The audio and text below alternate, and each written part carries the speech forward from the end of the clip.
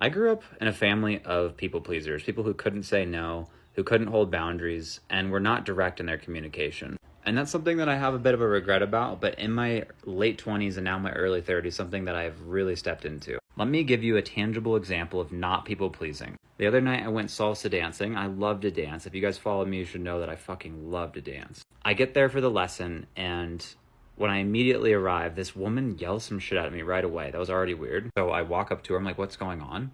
It's this old woman, like fucking 65, creepy cougar vibes. I hadn't realized that yet. And she's like, oh, you're late for your lesson. I'm like, okay, that's fine. Why don't you get up and let's dance then? So I called her out. Already called her on her shit right out of the gate. We start dancing, but then she starts hitting on me like way too hard, like fucking aggressive. This is what she said. You move well for a white boy. I like the way you move. She kept trying to touch my abs. That was fucking weird. Called me my Mason. You don't own me, bitch. So this was already like pushing the boundaries, and I'm able to hold a boundary during the lesson.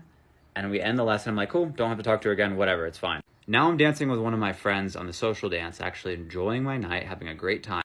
And she starts yelling my name over the music through the dance floor to like cheer me on in a weird, creepy way. Like continually, oh yeah, look at those hips. Look how you move. So this is an example of not people pleasing. I looked at my partner, my friend Nicole, and I said, one moment here. I turned to the other woman. I raised my fucking voice. I said, please stop talking to me. I do not want to hear you at all. I don't like the way you're communicating with me. And if you continue to talk to me, I'm going to say something that will absolutely hurt your feelings. So please stop. And like the dance floor had stopped. People around me were like, what the fuck's going on, right? And there's a past version of me that would have avoided all conflict and have just kind of sat there in it rather than like owning my power or owning my voice, because it wasn't something that was normal for me. And so the reason I bring this up is because if you guys are in sales or in relationship or really in any aspect of life, your ability to say no and to actually challenge people and push back is one of the best skills that you can develop.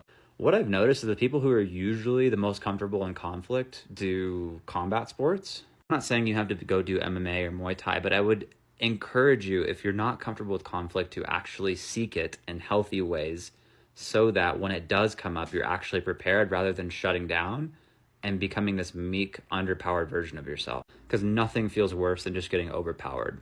I see it kind of like a weapon, right? Like you don't want to use it, but you need to know that you can and that you're empowered to do so. A really good book to read if you guys haven't is No More Mr. Nice Guy. That's a great starting point on boundaries.